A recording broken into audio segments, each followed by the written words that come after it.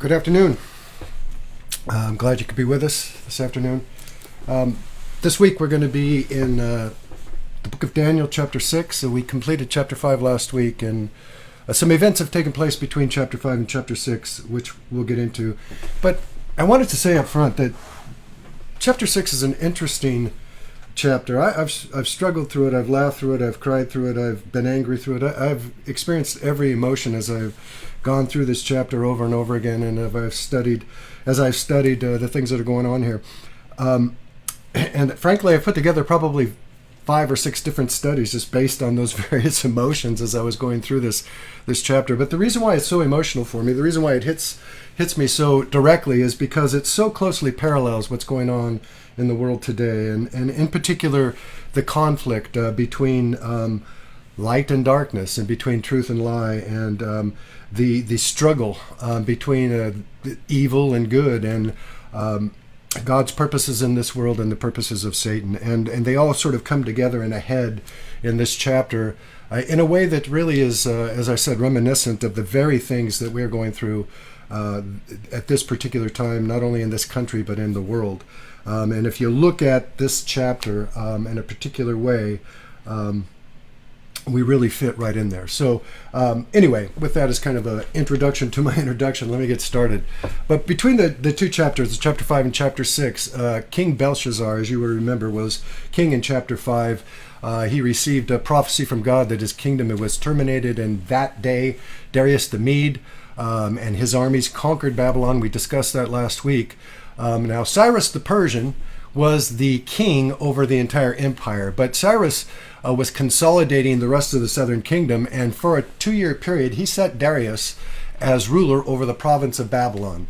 Darius is a true king. All the authority of a king is vested in him, but it's only for this 2-year period until Cyrus finishes consolidating the rest of the kingdom. Then Cyrus comes back and he takes over for Darius. But Darius is still a wise and experienced administrator, and he takes the effort to call on current politicians, current administrators and politicians from the Babylonian Empire, because he wanted to create as smooth a transition as possible to the new ruling authority, and he wanted to disrupt the current economy and social economic structure that existed as little as possible. So he figured the best way to do that is get known commodities, people who are used to governing this empire, bring them in, select the best among them, and then set them over this business of managing the empire under his rule.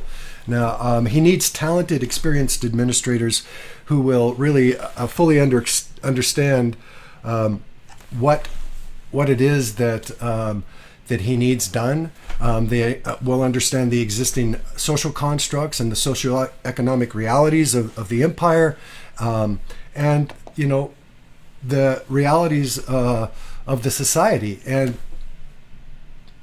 as he's putting this list together, remarkably, Daniel's name somehow gets put on this short list, even though Daniel and his counsel has been set aside by Nebuchadnezzar's son. So Daniel hasn't been a part of politics or even the king's court or as an advisor at all, except for this last chapter when he advised Belshazzar about the dream. But for a decade or more, he was away from the court. So he's kind of somebody who really shouldn't even appear on the list, because he's not active politically or as an administrator or an advisor.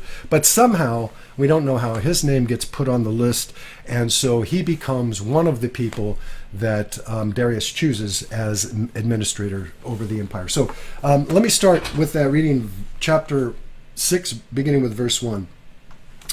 It says, "It pleased Darius to set over the kingdom 120 satraps." We can look at those as local governors, or maybe even more like mayors.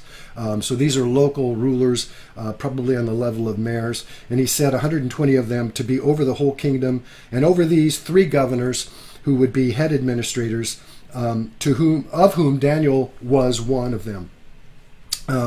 that the satraps might give an account to them, so that the king would suffer no loss. So in other words, these guys were to administrate the Babylonian province was split up into 3 districts, and each of these governors was given control over a specific district, and the governors or mayors in that district had to answer to that particular governor, who then had to answer to Darius as the king.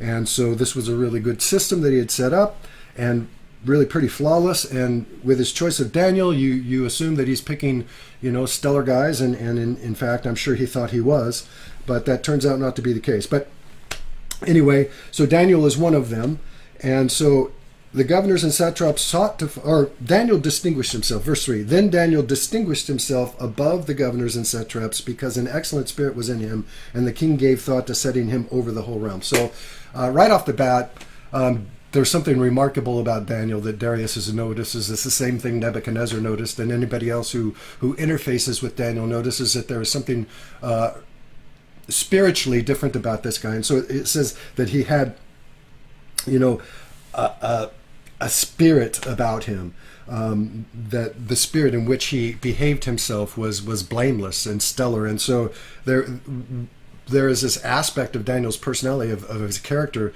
that is missing in other people, that is seen in Daniel, that makes him rise to the top in every situation he's put in. Now we know that is Christ in us, our hope of glory. We know that it is the glory of God in us that really brings us to those places of being able to interface with people in a way that would impact them for God, even people that are way beyond our social level or structure, or whatever we might be, in terms of what our society makeup might be. So the apostles, for instance, Paul preached before kings and Caesars and potentates throughout the empire. And so God has a way of putting his people in front of some of the most powerful people in the world, and here Daniel is certainly representative of that. And Daniel serves faithfully, so there was no fault or error found in him at all. Because an excellent spirit was in him. So the governors and satraps, so the king decides that Daniel is so effective and being so good that he's going to elevate him and promote him to being head over all the governors, including his 2 colleagues who are now governing the other 2 structures or segments of the empire, or the province of Babylon. So now they don't like this idea of Daniel being promoted, and we'll get into that in a minute. But anyway, now it says the governors and satraps in verse 4 sought to find some charge against Daniel concerning the kingdom, but they could find no charge or fault, because he was faithful, nor was there any error or fault found in him. Then these men said, we shall not find any charge against this Daniel unless we find it against him concerning the law of his God. So here's the thing. They're looking for some iniquity in Daniel, either current or recent past, and they can find nothing. Then they dig even deeper and they look for skeletons in his closet, and they can find nothing. In fact, they make the statement that he's faithful in everything, and they can't find a single fault with him. And by the way, Daniel is one of the few people in the Bible whose story we have, and not a single fault is attributed to Daniel, which is remarkable. I mean, all of the other biblical characters, at least most of them, many of them have, some point at which they failed or faltered or some sort of thing. There is never a hint that Daniel ever once failed or faltered. I'm sure he did at some point, but his walk with God was so remarkable that his enemies just couldn't find a single charge against him, which is really what Peter says to us, to let our light so shine and let our works speak for themselves, that though the world condemn us as evildoers, they will glorify God in the day of visitation. And so that's the life that Daniel lives. He lives blameless before God. He really is not trying to impress men whatsoever. So this makes him a force to be reckoned with by these other guys, because everybody else is at least partially in it for themselves. Daniel is in it for God, and that shows in the end product of his service. So anyway, they try to find a charge. They realize there's nothing wrong with Daniel, and so what they must do is trump up some sort of charge towards him concerning his God, because they know that one thing Daniel is faithful to God. So if they can figure out a way to turn that faithfulness into a sin and to an offense against the king, then they've got Daniel, and they can get him out of the way. And so in verse 6 it says, so these governors and satraps thronged before the king. So please understand what we're told in verse 6, that it's not just the two colleagues of Daniel who are the other two governors, but even the local mayors and governors are brought into this conspiracy against Daniel. And we're told in verse 6 that they thronged before the king. That is, they kept coming before the king. They kept pestering, they kept bothering him about it. And what they did is they cooked up this scheme to get the king to unwittingly condemn Daniel. So they thronged before the king, and they said to him thus, King Darius, live forever. All the governors of the kingdom and the administrators and the satraps, the counselors and advisors have consulted together to establish a royal statute and to make a firm decree that whoever petitions any god or man for 30 days except you, O king, shall be cast into the den of lions. Now this is a lie, first of all, because Daniel wasn't involved in this at all, and I doubt very seriously if they met with all 120 of the local mayors either, because it was quite a big province and it would have taken them quite a bit of time to call in all of those people. So it was probably a smaller conspiracy than that. But when they present it to the king, they say everybody's on board. We all agree on this. It's a unanimous decision, king. And then in verse 8, now, O king, establish the decree and sign the writing so that it cannot be changed according to the law of the Medes and Persians, which does not alter. Therefore, King Darius signed the written decree. So they convinced him. He signed it. He believed these people to be of integrity. They weren't. He thought he had handpicked some very talented people, and he thought that Daniel was really kind of representative of the whole talent pool that he had there. Only it turned out not to be true. Daniel was very unique among these other existing politicians, and so what they convinced the king of is, listen, this is a transitional period, king, and so it's really important that the people who don't know you, which is basically all the people of the empire, since you're brand new, that they get to know you. And in order to get to know the ruling power, the best way to do that is for them to meet you, to come before you. So let's make a law or a decree that just for the next 30 days, nothing major, that anybody who really has a question or a legal matter or a problem, rather than going to the courts or to local administrators or even praying to God, they have to come to you and present it to you. That gives them an opportunity to meet you. That gives you an opportunity to meet with them, and everybody gets a good understanding of each other. And this will really help you in this transition. And so it really kind of sounds like a good idea to Darius. But what he doesn't know, and what he's really not considering, is that, these guys are not on his side, and their whole purpose is to trap him and to, in that conspiracy, get him to do something that he would not otherwise do.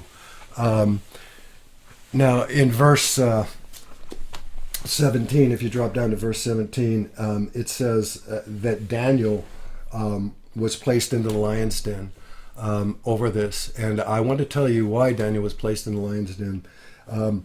If you look at verse 10, it's a remarkable verse. It says, now, when Daniel knew that the writing was signed, he went home, and in his upper room, with his windows open toward Jerusalem, he knelt down on his knees 3 times that day and prayed and gave thanks before his God, as was his custom since early days.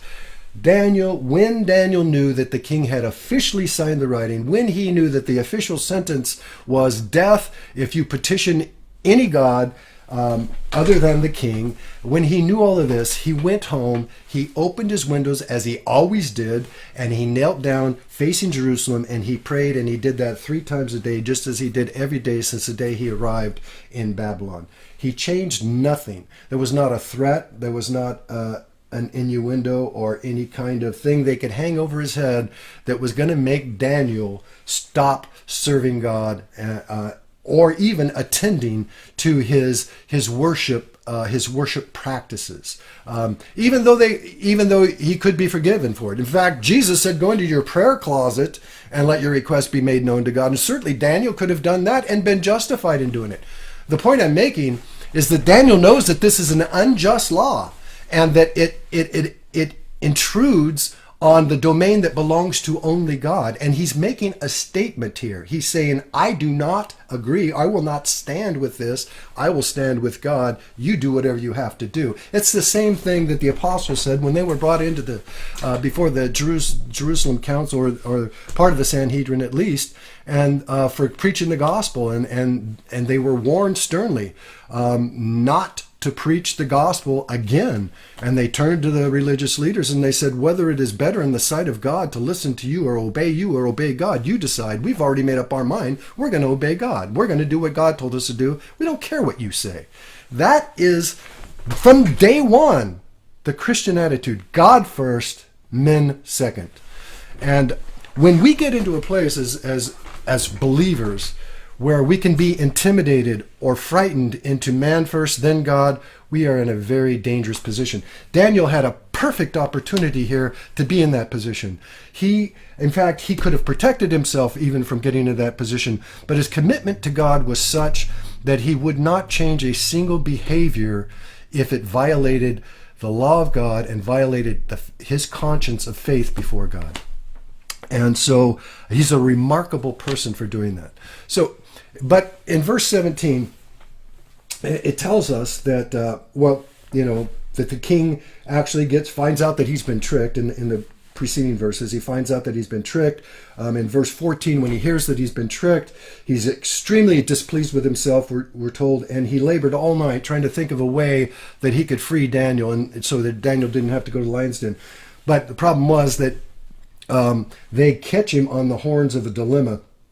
And they come to him in verse 15. These men approached the king, and they said to the king, know, O king, that it is the law of the Medes and Persians, that the decree or statute which the king establishes may not be changed. Or no decree may be changed. So what they know that the king wants to release Daniel, and they're reminding him that the law of the Medes and Persians can't be changed. Now that's the difference between him and Nebuchadnezzar, or the Medo-Persians and the Babylonian Empire. Nebuchadnezzar was a potentate. He was a monarch. Whatever he said went. Whom he would, he kept alive. Whom he would, he put to death. He was a complete monarch. He was the kingdom. His word was law. Here, the Medo-Persians is a lesser value metal and a lesser kingdom, and they have a law. And that law, once established, not even the king can circumvent that law. He can't override it. He can't say I made a mistake, or he can't say, hey, that doesn't apply to Daniel, or he can't say you tricked me. He can't say any of that. The law is signed, and he is bound to that law, just like a peasant, even though he's a king. And so they remind him of that, and he's angry with himself. He can't find a way out. They come to him and they push him. A sentence like this, according to the Medo-Persian law, had to be carried out the night that it was given, by the evening that it was given. It could be carried out no later. And so that's why we're told that the king labored all day trying to find a way to get out of this situation that he'd been trapped in. But he could find no way. There was no way. They remind him, hey, king, you're not going to weasel out of this. We got you on the horns of the dilemma, and you got to do it. And then so in verse 16 it says, so the king gave command, and they brought Daniel and cast him into the den of lions. But the king spoke, saying to Daniel, your God whom you serve continually, he will deliver you. So this is the king's last resort. He knows Daniel already well enough to know that Daniel trusts God in everything. In fact, the charges against him prove that he trusts God more, or fears God more than he fears the king. And so the king recognizes that, and he values it, and he respects it, and he honors it, and he says, your God whom you serve continually, he will deliver you. That's a great testimony for a man who's only known Daniel for a short time. Then a stone was brought and laid on the mouth of the den, and the king sealed it with his own signet ring and the signet rings of his lords, that the purpose concerning Daniel might not be changed. So here's the lion's den set up. Lion's den was basically a great big pit, deep pit, large pit in which several lions generally were put down, 2 or 3, 4, depending on the size of the pit. But the pit was so deep they couldn't get out. And they would let these lions go hungry for 2 or 3 days.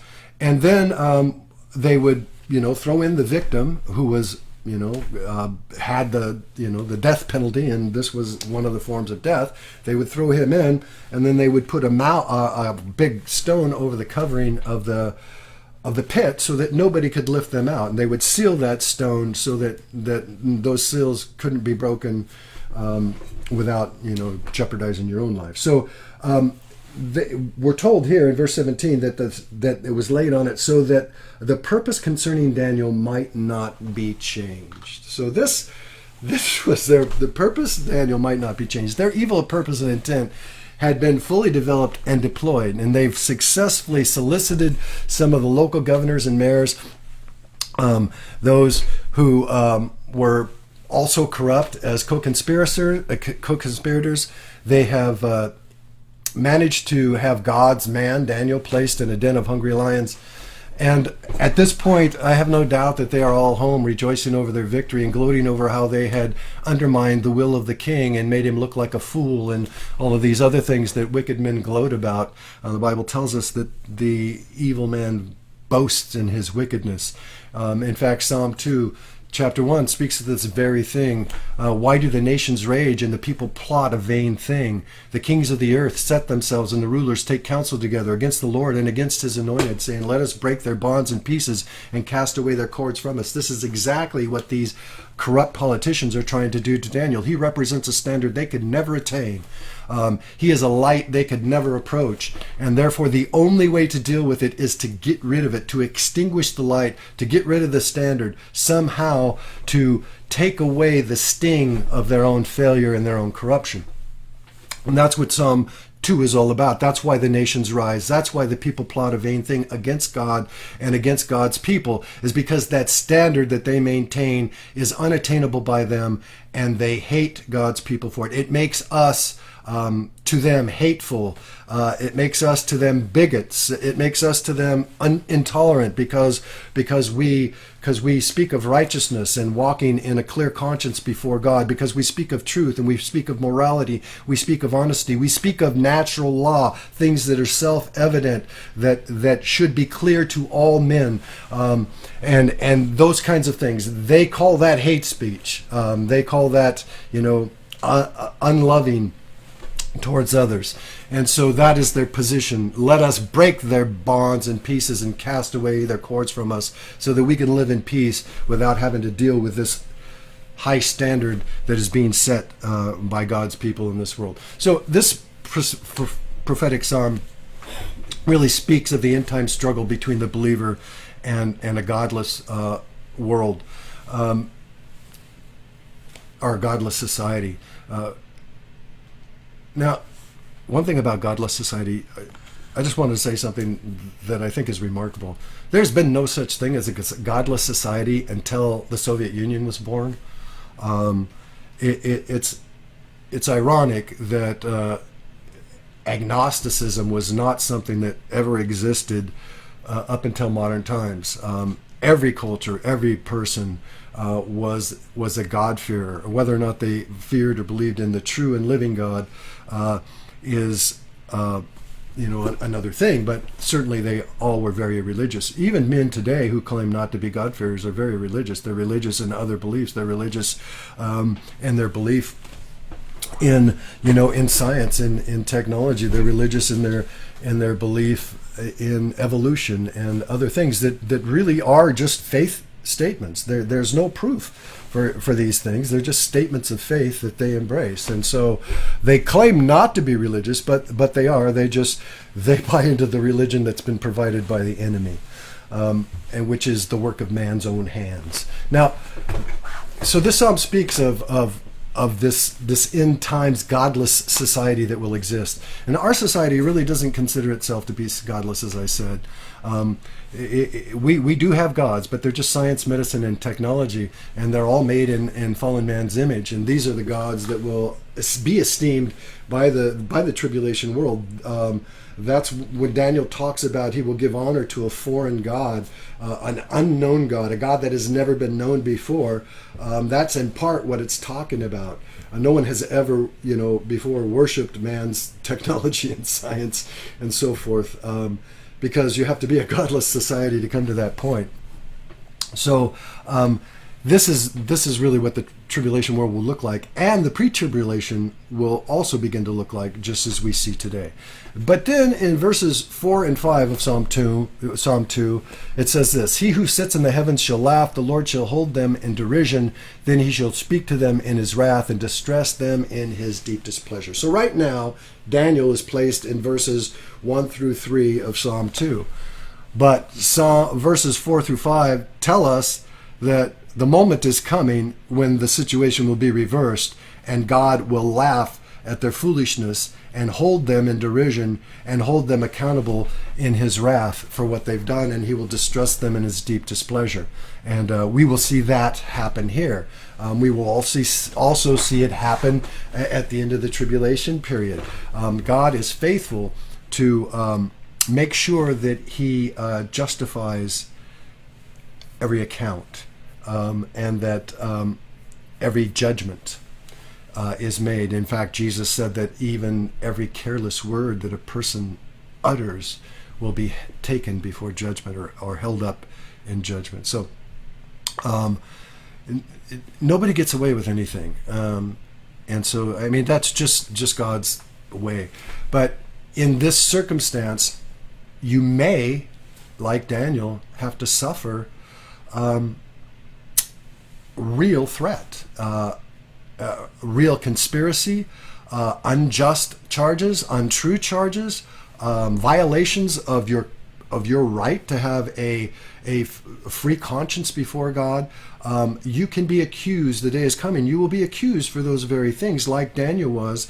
And we as believers may be put in very tough and difficult situations because of that. But our promise from God is here in Psalm 2. God will not let it stand. God will reconcile that account. He will make sure that it gets overturned.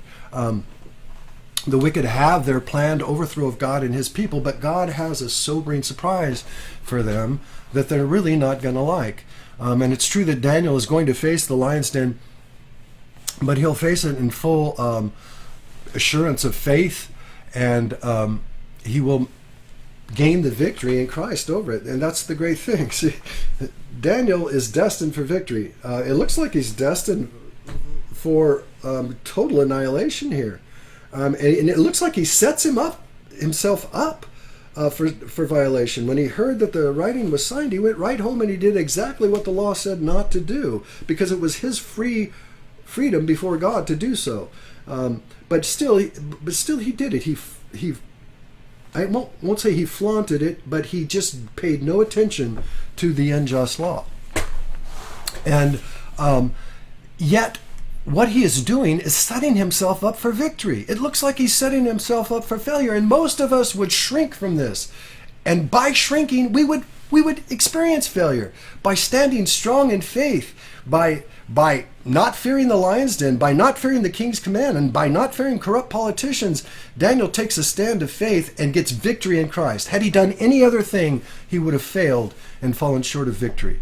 And so it's a remarkable thing when we get to the point where we begin to understand that if God places a danger before us and a conviction that we're to go forward just the same, then we know that the victory is that way, no matter how dangerous it looks. When Paul was sure that when he got to Jerusalem that he was going to be abused, beat up, and arrested and possibly killed, the Holy Spirit had told him that over and over again. All he said was, listen, I am convinced in my heart that this is what God's told me to do, and no one is going to dissuade me. I don't care if death awaits me.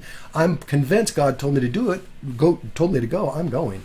And so really that is the victorious Christian life, to be convinced in our hearts of what God wants and to be faithful in our lives to do it.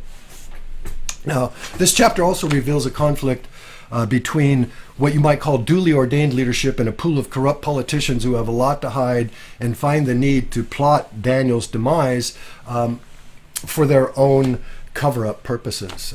So I've actually titled this chapter Believers in the Lion's Den, partly because it closely parallels the circumstances in American politics today.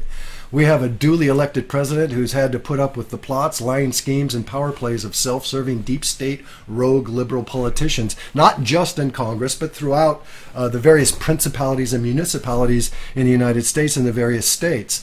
He has had to put up with stuff that no president has ever had to put up with. From the day he stepped into the White House, they have not ceased in their efforts to undermine and to overthrow him. It is a full-on coup that they've been trying to pull off for 3.5 years.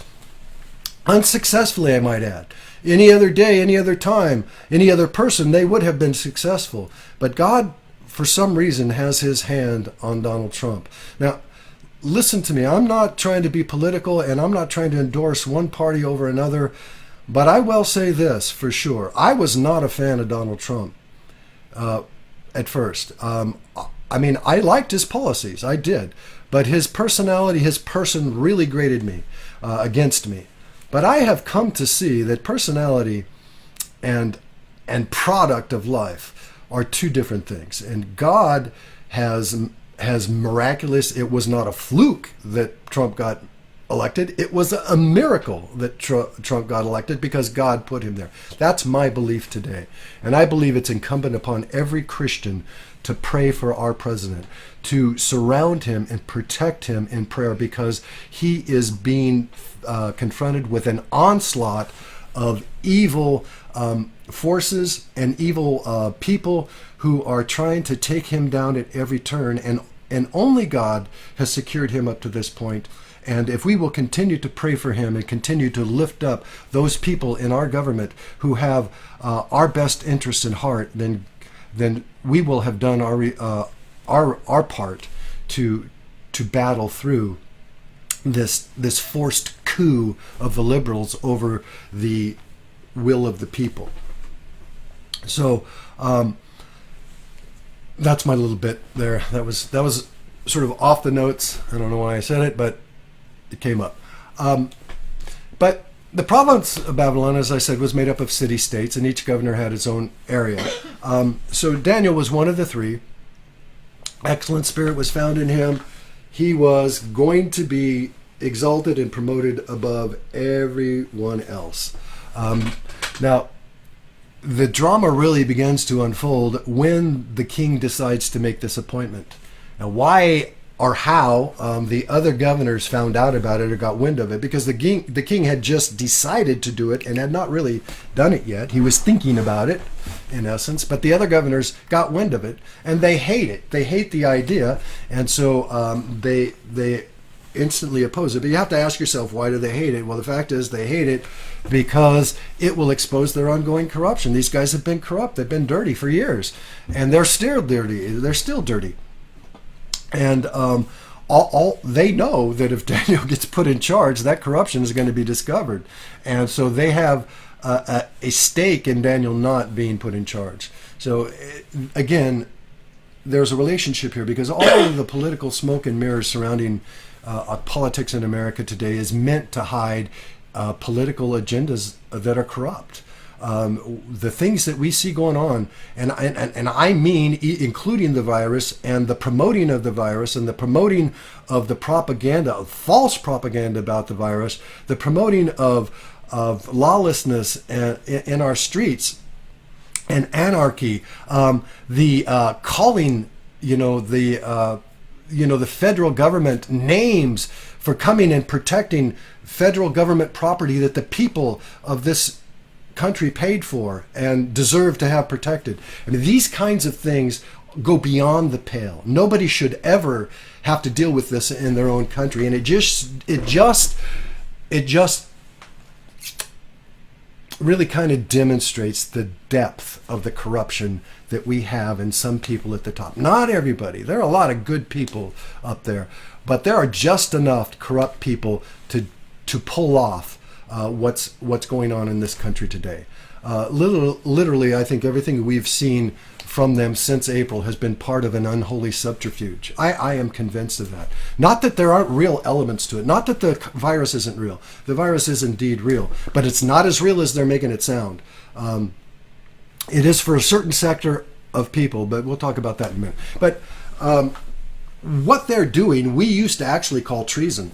How they're getting away with it, I frankly, I don't know. But what these liberal politicians are doing in their undermining of our federal government and in their undermining of our laws in the streets and other things like that is called treason. And really, they should go to prison.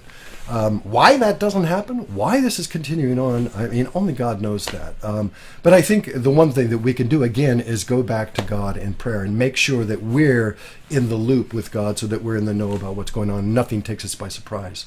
But again, this story in Daniel is a parallel story of political corruption that we're dealing with, in which a handful of evil and corrupt politicians attempt to use this delicately balanced transition period of Darius for their own personal enrichment and corrupt rollouts and political vendettas. I mean, they've got their own agendas and they want to roll them out. Daniel stands in the way of that, and so they must get rid of Daniel.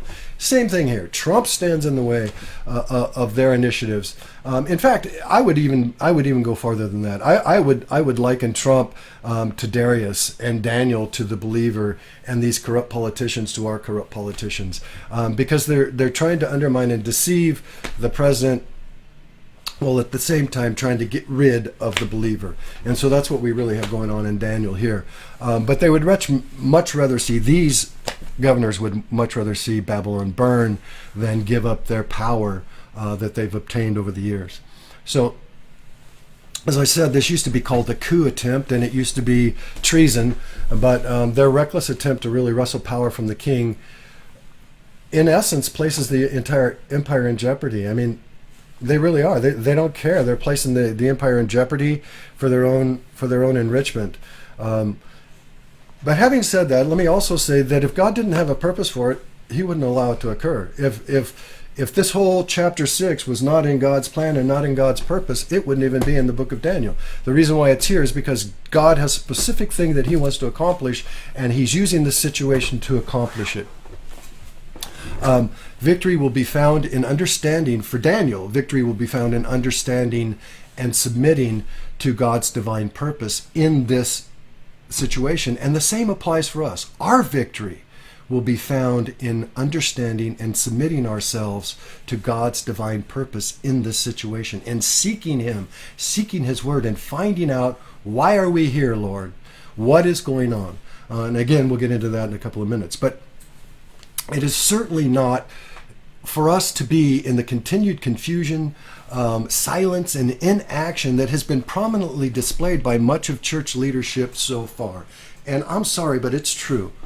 I haven't heard much from the great, church leaders that have been so far and famous in good times. Those who have been, charging for their seminars and their workshops and all these other things and getting rich off the Christians. Somehow they're all silent during this difficult time, either silent or non-committal and inactive. I just don't see a lot of leadership coming from the top, but I do see a lot of leadership springing up from the bottom, and that's God's way. God is raising up new leaders, and praise Him for that. I appreciate Him for doing that. I really do. Even if the entire world is in confusion and consternation, the church should never be.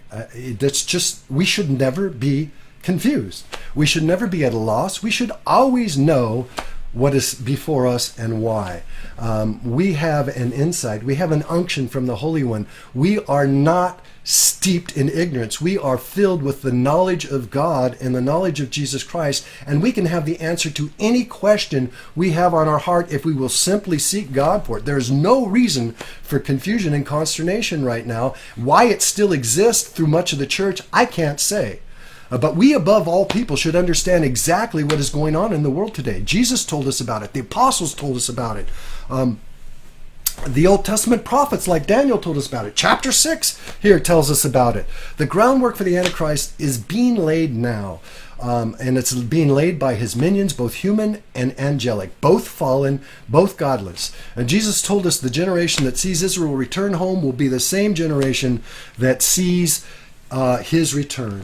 And so we have been blessed to be in or around that generation that was there when God called Israel home. And now now we see the very things that Jesus said would be happening and that the apostles said would be happening, and they correlate with what Jesus said. If you see Israel come home, or the olive tree blossom, that generation will not pass away until the Son of Man comes again, is what Jesus said.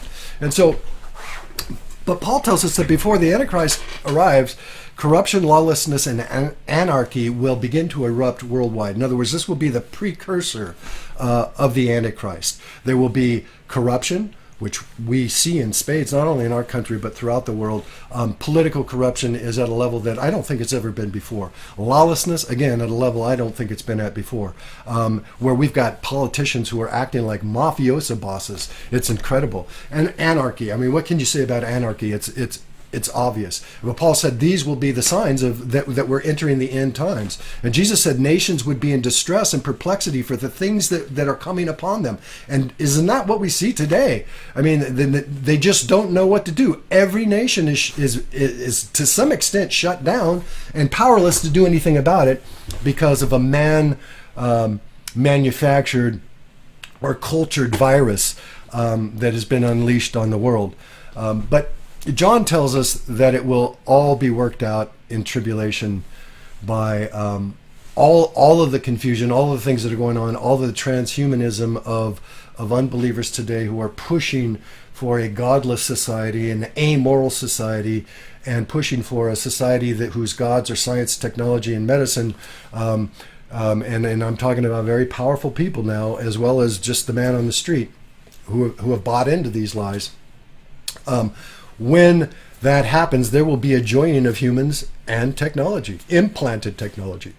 John tells us about it. One of the aspects of technology will be an image that will be built that will be so advanced that it will be able to speak and to reason and to cause as many people who will not worship the beast to die. So it will have the power over death. So this is quite a machine that man is able to build. It's obviously an AI machine. It's obviously, to a certain extent, autonomous, has the right, the ability to cause people to die.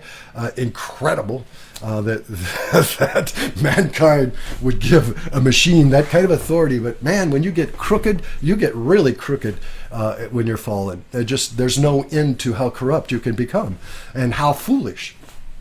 But the other thing is, a mark is to be given to every person. And without this mark, you can't buy or sell or work. You basically will be an outcast from society, and ultimately you will be killed. I mean, at first there will be some grace in that you will simply be an outcast from society. You can't leave the state. You can't get on a plane. You can't participate in society because you will not get their mark. But the time will come where they will stop being so tolerant, and you'll just be killed for refusing to get the mark. There was a time where I really didn't believe that people could do that to one another. I'm serious, and maybe I was just deluded. But in my younger days, as I looked at my neighbors, even unbelievers, I just didn't see that depth of evil in people, where they could allow a person to essentially die because they won't get a mark on their hand for whatever reason, whether it be conscience or religion or whatever. But I had trouble believing that, but I have no trouble whatsoever believing it now. As I look at the world around me today, as I look at my neighbors now, as I look at people on the streets, as I look at the news, as I look at our political structure, as I look at the people who have their fingers wormed into the control of this nation and the world, I realize this day is here. These people are already here. The people with this potential, this heart, and this attitude are here and now. And Jesus said, as in the days of Noah, where they were eating and drinking and marrying and didn't suspect a thing until the flood came and took them all away, is exactly what we've got going on right now. I think it's uncanny to me, because we were all going about our normal everyday life, weren't we? I mean, in this country, back in February, March time frame. I mean, life was normal. We were going along fine. All of a sudden, one day, the whole world turns upside down, and has been getting worse ever since. Just as Jesus said, come upon them without knowing. Just everyday life going on, normal course of things, and then all of a sudden, boom, it hits you. And that's exactly what's fallen upon the world today. Just boom, out of the blue. Now, I don't think that it came from nowhere. I think that it was highly planned and put out there by some very evil and corrupt people, but nevertheless, it took society by surprise. But these are the same people who are telling us that they won't let the world get back to normal until every person receives an antiviral injection and a digital ID implant. And really, that's what's being said right now.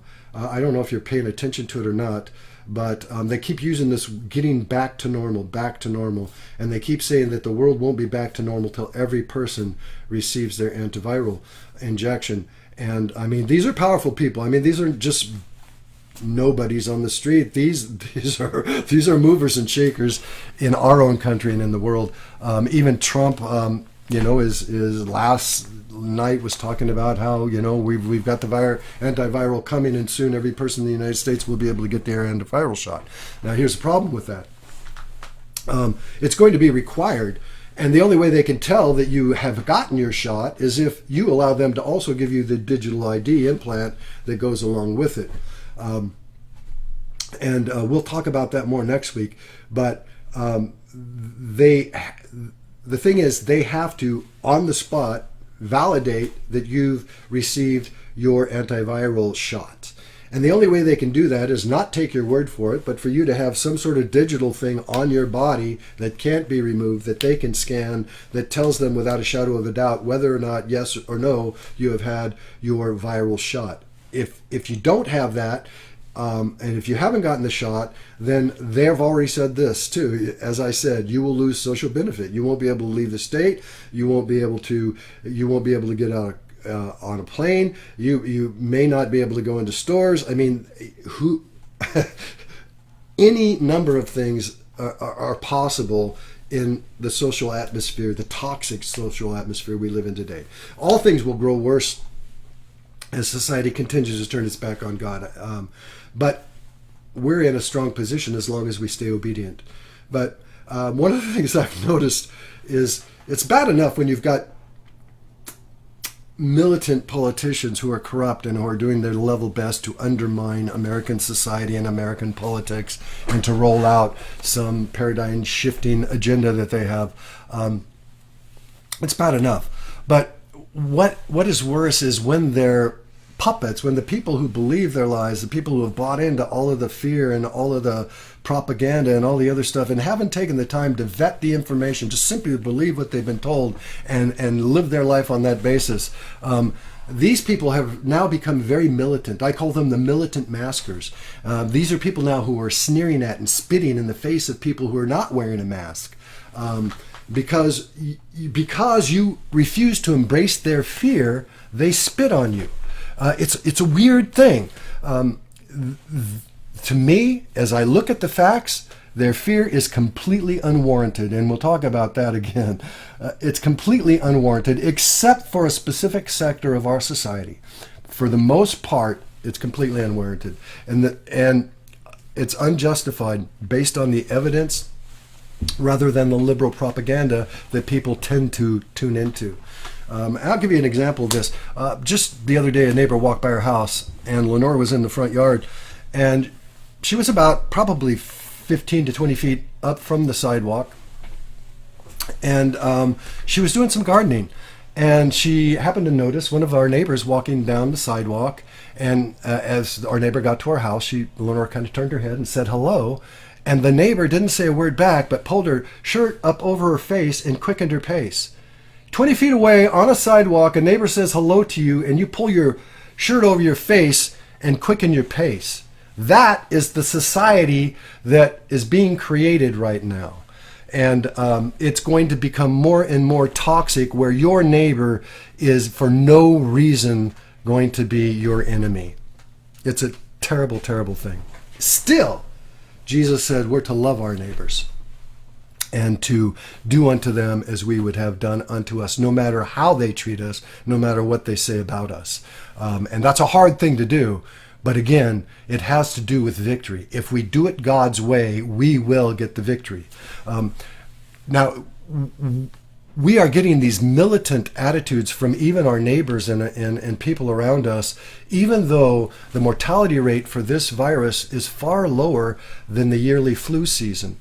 The average person has a 0.0026% chance of dying from this virus today. 0.0026. You have a higher, greater probability of dying as a murder victim in Chicago or New York than you do of dying of this virus, unless you are in that category of seniors that have pre-existing conditions.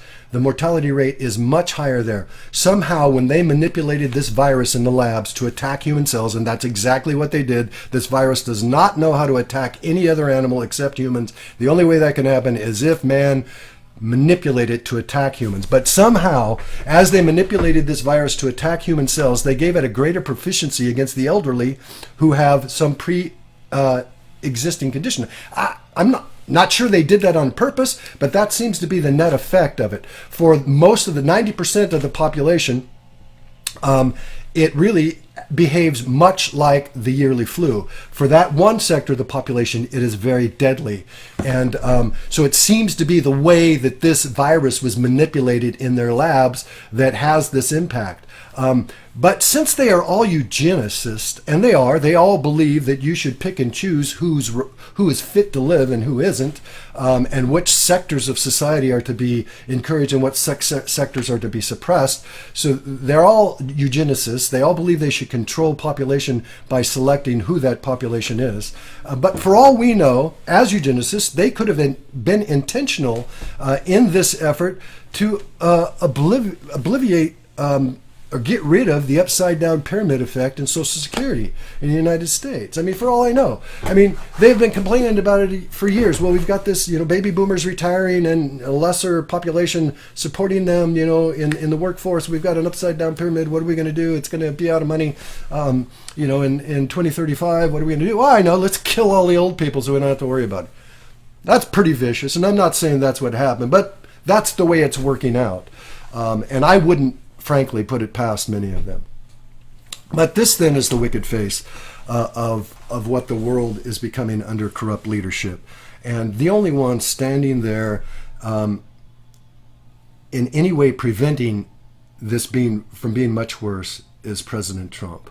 And I have gained a great appreciation for that man. He has taken so much from so many people for so long, and he stands strong, undaunted, uncompromising for what he promised he would do, and that is he promised he would have the American people's best interest in heart, and he has done that. No matter what they throw at him, no matter how they try to undermine him, he has been steadfast in his efforts to do that, and I give him credit for that. And I don't care if you like him as a person or not, he deserves credit for the flack that he's taken and the trouble and suffering that he's endured on our behalf as our president. But just because of corrupt leadership that he has to deal with. But just as Paul said would be the case in the last days, these people are lovers of themselves and lovers of money, blasphemers, unthankful, unholy, unloving, without self-control, brutal, despisers of good, traitors, lovers of pleasure rather than lovers of God. And you might say, how did our society come from a Christian moral structure to this fully satanic society where all godliness is cast off and all immorality and everything unholy is embraced? How does a culture go from one to the other? And I kind of wanted to kind of close with this. The inevitable problem that believers are facing today and will increasingly face is the cultural construct by which this world is now remaking itself, or in which this world is now remaking itself. There are only three social constructs by which any culture can rule itself. The first one is called a theonomous culture. And theo means God and nomos means law. So this means God's law culture, a culture that is driven by God's law. This is the culture Paul speaks of when he speaks of those who have the works of the law written on their hearts. That is a theonomous culture. And frankly, we have, the framers of our Constitution were also of this frame, this mindset of a theonomous culture. God ruled. They have put right into our Constitution their belief in natural law and in evident truth. They have referred to in our Constitution, we find these truths to be self-evident. That is natural law. That is a theonomous culture. We find these truths to be self-evident, that all men are created equal and endowed by their Creator with certain inalienable rights. So they recognize God and His authority over society right in the Constitution. They were theonomous. Our entire form of government is based on the reality of natural law and self-evident truth. And in this culture, in this type of culture, theonomous culture, people police themselves because they answer to a higher authority than man. The problem in America today is the majority of the people in this country neither believe in God nor in natural law. They don't believe that any truth is self-evident. Apart from that, apart from theonomous, all that is left really, apart from believing in absolutes, that is morals, absolute truth, apart from that, the only thing left to you is immorality that knows no bounds, where lawlessness just runs crazy. But we're no longer in a theonomous culture or living in a theonomous culture, as you might have noticed. I mean, that stopped and began to turn around probably 4 decades ago, and we have watched that ship sail almost without firing a shot, but nevertheless, it's gone. The second type of culture is called heteronymous. And that means, hetero means another, and nomos again means law. So what this culture means is a handful of people at the top dictate to everyone else how they must live. So hetero meaning other, or another, and nomos meaning law, another people exercising law, or another person exercising law over me. And this is where, again, a handful of people dictate to everyone else how they must live, what they must believe, how they must behave. The communist and Islamic states follow this heteronomous culture paradigm. It's kind of a tongue twister. In Iran, for instance, the imams, the mullahs, and the clerics tell people how to conduct every aspect of their life, what they can wear, what they can't wear, who they can be seen with, who they must not be seen with, what they can believe, what they must not believe, what they can eat, what they must not eat. Every aspect of life is dictated and controlled by a few people at the top. Now, we do not officially recognize ourselves as a heteronymous culture, but corrupt liberal policy is really pushing us into that Marxist type system today. I mean, are we not being dictated to in a Marxist fashion? And have we not been for several months now? Is that not the trend that we're heading for, a heteronymous culture rather than a theonomous? But here's the culture they're trying to sell to everybody, and here's the culture that all the young people think that they're enjoying. And this is the last culture, the last of the three, and it's called an autonomous culture. Auto meaning self, and nomos again meaning law. In this cultural paradigm, every person settles their own standard of truth and morality. And the liberals and the young people pride themselves in believing they live in a autonomous culture where they have the right to choose their own truth and have the right to choose their own morality, and I have the right to choose my own truth and my own morality, and you have the right to choose your own truth and your morality. That's everybody's autonomous. We get to pick what is true for us. That's the culture that these kids have been brainwashed on or indoctrinated into and made to believe that that's what they live. The problem comes in, however, when the liberal disagrees with my version of the truth. For instance, if we're in an autonomous culture and I can believe what I want and you can believe what you want, then fine. If you want to believe in immorality and you want to say this is truth, that's great. You have that right. But if I want to believe that immorality is wrong and an offense toward God, I also have that right. But in our autonomous culture, we are not granted that right. Instead, if the liberal disagrees with you, they beat you down. Even though they boast of autonomous culture and everybody having their own right to believe what they want, if you disagree with them, they beat you down because they want to dictate to you what you must believe. And so that's why when a conservative goes to a liberal college, they can hardly talk because there are so many liberals who are shouting them down, who tout this autonomous culture that they don't provide for everybody else. Autonomy applies to them, but not to people who disagree with them or believe otherwise. Autonomous cultures always run into this same kind of conflict where one group wants to force their truth upon the other group. Whether it be the church trying to outlaw sin or the liberal trying to condone and legalize it. Both have been responsible. Both have been guilty of it. We, for years, tried to get people sinners to live by the law, which accomplishes nothing, by the way. You just have a whole bunch of, religious sinners going to hell. You cannot force righteousness. Righteousness is a matter of the heart. It's a matter of redemption. It's a work of God. And so there is no law that can bring it about. How the church spent decades trying to enforce laws to force people to live the way they thought people should live is beyond me. But now it's come back on us. Now we have a group of liberals who are trying to force the church to live the way they live and beating down our position, beating down our objections, and beating down even our right to voice our own opinion. But neither group can maintain an autonomous culture. It's not possible. Conflict is inevitable. Therefore, autonomous cultures always decline into heteronymous cultures, just as Germany did in the 30s. That's where our culture is headed, into a heteronymous culture where a handful at the top dictate to everybody else how they must live. It's not the autonomous culture they've been selling everybody. It's not going to be that. We may enjoy that same thing for a time, but it's not going to last. And eventually, we're just going to, be back to Germany, frankly. And I mean, that's not funny. It's just ironic, But Christians have a role to play here. We are a theonomous culture. We need to stay theonomous. We need to find out what God wants in this day and age from each of us individually and as a church.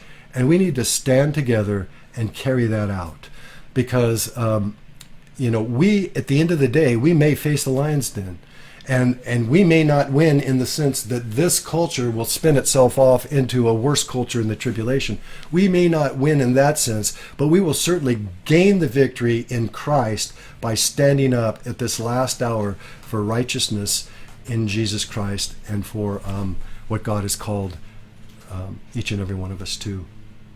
So I hope that's been insightful for you, especially about the culture thing and where this culture crash is coming into, culture conflict, and what our responsibility is in it. We need to